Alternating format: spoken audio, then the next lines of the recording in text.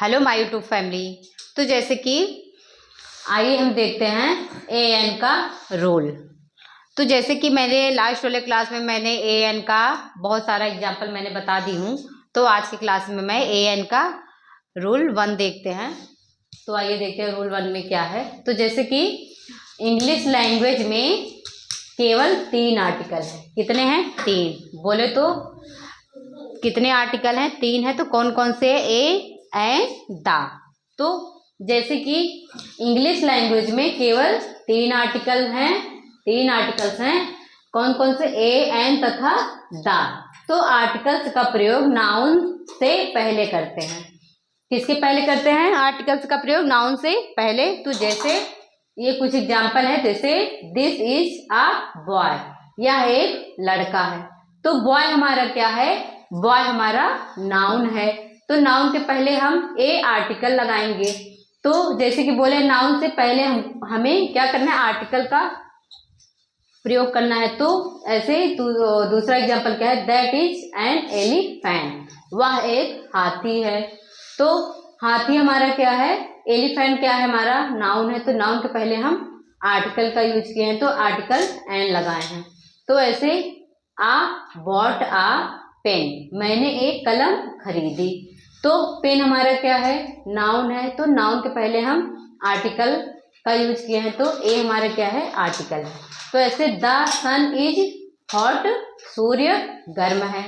तो सन हमारा क्या है? नाउन है। तो नाउन के पहले हम द का यूज किए हैं। द हमारा क्या है? आर्टिकल है। तो ऐसे she was opening the door, वह दरवाजा खोल रही थी। तो डोर हमारा क्या है? नाउन है। तो नाउन के पहले हम द का यूज किए हैं। द हमारा क्या है? आर्टिकल है। तो ऐसे हम कुछ नोट है इसमें। तो क्या है? ऊपर दिए गए वाक्यों में गहरे नीले रंग में लिखे हुए शब्द आर्टिकल्स हैं। ए तथा एन का अर्थ हिंदी में एक या कोई होता है। तो जैसे द का प्रयोग किसी विशेष संज्ञा के लिए किया जाता है। तो ए हमारा ये क्या है? ए एंड द, ये सब हमारे क्या हैं? आर्टिकल्स हैं। तो जैसे डिटरमिनर्स, तो डिटरमिनर्स मीन्स क्या होता है? निर्धारक, निर्णय करना। तो डिटरमिनर्स होता क्या है? तो आइए हम इसके बारे में बात करते हैं। तो जैसे डिटरमिनर्स वे शब्द होते हैं जो किसी संज्ञा या नाउन से पहले आकर उसकी मात्रा, निश्चितता, स्वामित्व, पहचान बताते हैं। मतलब कि डिटरमिनर्स जो होता है ये मात्रा, निश्चितता, स्वामित्व का पहचान बताते हैं। तो जैसे ए हो गया, एन हो गया, द हो गया, दिस हो गया, सम हो गया, मेनी हो गया, एवरी हो गया, आदि, ऐसे बहुत सारे हैं। तो ये संज्ञा के बारे में बात कर रहे हैं और कितनी मात्रा में कर रहे हैं, जिससे वाक्य में संज्ञा का अर्थ स्पष्ट हो जाता है। तो डिटरमिनर्स का कार्य क्या है? तो हम आइए आपको बताते हैं। तो डिटरमिनर्स की पहचान कराना, पहचान कैसे कराएं? तो पहचान कराना तो यह बताते हैं कि संज्ञा कौन सी या कौन से है। जैसे दिस बुक, द डॉग, ये हमारे डिटरमिनर्स। तो जैसे डिटरमिनर्स में होते, मतलब इसकी पहचान कैसे कराएंगे? तो जैसे पहचान कराना बोले तो मात्रा बताना, स्वामित्व बताना, पहचान कराना, मात्रा बताना और स्वामित्व बताना। तो मात्रा बोले तो ये काउंटिंग, डिटरमिनर्स में मतलब मात्रा बोले तो काउंटिंग, और निश्चितता बोले तो निश्चित, कोई चीज निश्चित हो। और स्वामित्व बोले तो जैसे अपनापन और किसी पे अपना हक हो, तो उसे हम क्या कहेंगे? स्वामित्व। तो जैसे डिटरमिनर्स का कार्य क्या है? मतलब पहचान कराता है। तो यह बताते हैं कि संज्ञा कौन सी या कौन से हैं। तो जैसे दिस बुक हो गया, द डॉग हो गया। तो मात्रा क्या बताता है? तो मात्रा यह बताते हैं कि संज्ञा कितनी है। जैसे सम हो गया, पीपल हो गया, 7 गर्ल्स हो गया। तो मात्रा हमारा काउंटिंग तो इससे 7 गर्ल्स हो गया। स्वामित्व बताना, तो स्वामित्व बोले तो क्या कहते हैं, जैसे अपना हक हो या अपनापन, किसी पर हक जताना, तो स्वामित्व बताना, यह बताते हैं कि संज्ञा किसकी है। जैसे माई कार हो गया, हर हो गया, आइडिया हो गया, माई हो गया, योर हो गया, हिज हो गया, हर हो गया, इट्स, आवर, दियर। जैसे कि हम बात कर रहे थे, अंग्रेजी भाषा में केवल 3 आर्टिकल्स हैं। कौन कौन से हैं? ए, एन, द। तो इनका प्रयोग सदा किसी नाउन से पूर्व होता है। नाउन से पूर्व होता है। इन आर्टिकल्स को डिटरमिनर्स भी कहा जाता है। तो तीनों आर्टिकल्स को 2 भागों में बांटा गया है। तो 3 आर्टिकल हैं, तीनों आर्टिकल को हम 2 भागों में बांटे हैं। तो 2 भाग में कौन कौन? देखो, इनडिफिनिट हो गया और डिफिनिट हो गया।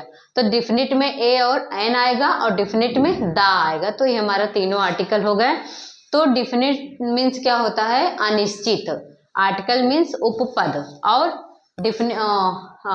डिफिनिट मीन्स क्या होता है? निश्चित। आर्टिकल्स मीन्स उपपद।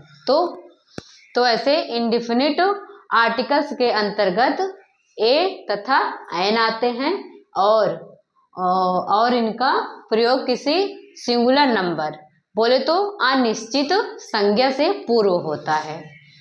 तो यूज ऑफ ए, तो ए का अर्थ है एक या कोई।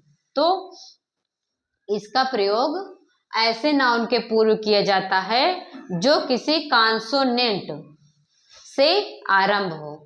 कॉन्सोनेंट बोले तो व्यंजन से आरंभ हो या वॉवेल से आरंभ हो, जिनका उच्चारण कॉन्सोनेंट जैसा हो, भले ही उस शब्द से आरंभ ई या यू हो, तब उससे पूर्व ए का ही प्रयोग होगा।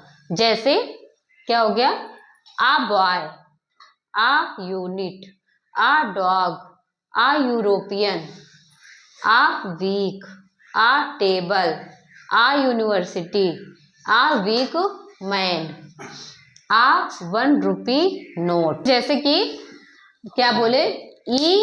ई या यू हो, तब भी उससे पूर्व ए का ही प्रयोग करेंगे। तो जैसे हमारा क्या हो गया यहाँ? A boy, a unit. तो यूनिट, जैसे यूनिट में हमारा क्या आ रहा है? यू आ रहा है। तो हमको यहाँ यू हमारा क्या है? वॉवेल है। तो ये मैटर नहीं करता है कि यू हमारा वॉवेल है तो हम यहाँ पे एन का यूज करेंगे। तो हमको ये देखना है क्या? यूनिट का प्रोनाउंसिएशन का पहला अक्षर हमारा क्या? तो यूनिट हम प्रोनाउंसिएशन का पहला अक्षर या आएगा। या हमारा क्या है? कॉन्सोनेंट है। तो हम क्या करेंगे? यहाँ पे ए का यूज करेंगे। ऐसे यूनिवर्सिटी हो गया, तो यूनिवर्सिटी में क्या है? यू है। तो यूनिवर्सिटी का प्रोनाउंसिएशन का पहला अक्षर क्या आएगा?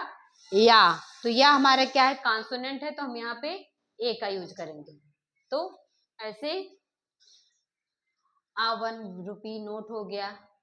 तो जैसे यूज ऑफ एन, तो यूज ऑफ एन में क्या है? एन का अर्थ भी एक या कोई होता है। जैसे ए का अर्थ एक या कोई होता है, ऐसे एन का भी अर्थ भी एक या कोई होता है।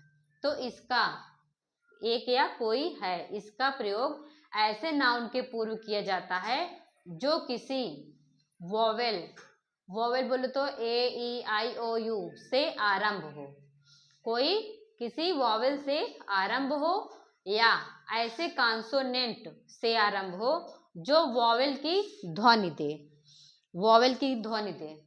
तो यदि कोई नाउन एच है, एच से आरंभ हो, कोई नाउन एच से आरंभ हो किंतु बोलते समय एच साइलेंट हो, और वॉवेल बोले तो स्वर की ध्वनि आए, तब उससे पूर्व एन हो जाएगा। जैसे एस में हम क्या लगाएंगे? यहाँ पे क्या हो जाएगा? एन। अम्ब्रेला क्या हो जाएगा? यहाँ पे एन अम्ब्रेला। एम पी क्या हो जाएगा? An M P. और आवर क्या हो जाएगा, एन आवर। एग क्या हो जाएगा, an egg. MLA, an MLA. Honest boy, तो जैसे यहाँ पे क्या था, यदि कोई नाउन एच से आरंभ हो किंतु बोलते समय एच क्या हो, हमारा साइलेंट हो। तो जैसे यहाँ पे ऑनेस्ट, एच हमारा यहाँ पे क्या है, साइलेंट है। तो ऑनेस्ट हम कैसे लिखते हैं, ऐसे लिखते हैं।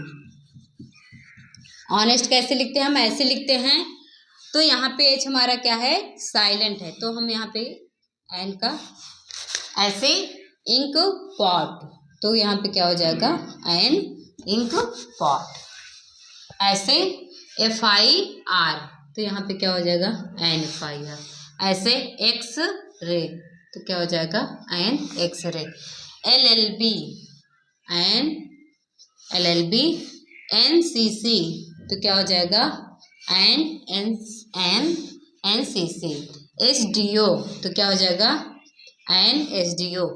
तो जैसे कि मैंने बताया था कि हमको अगर हम इंग्लिश देखकर AN का यूज करेंगे तो हमारा गलत हो जाएगा, कहीं ना कहीं आप गलत कर ही दोगे। तो हमको क्या करना है, NCC का प्रोनाउंसिएशन का पहला अक्षर क्या है, हमारा A है। NCC हम ऐसे लिखेंगे ना, NCC। तो NCC का NCC का प्रोनाउंसिएशन का पहला अक्षर क्या है, A है हमारा। A हमारा क्या है, स्वर है।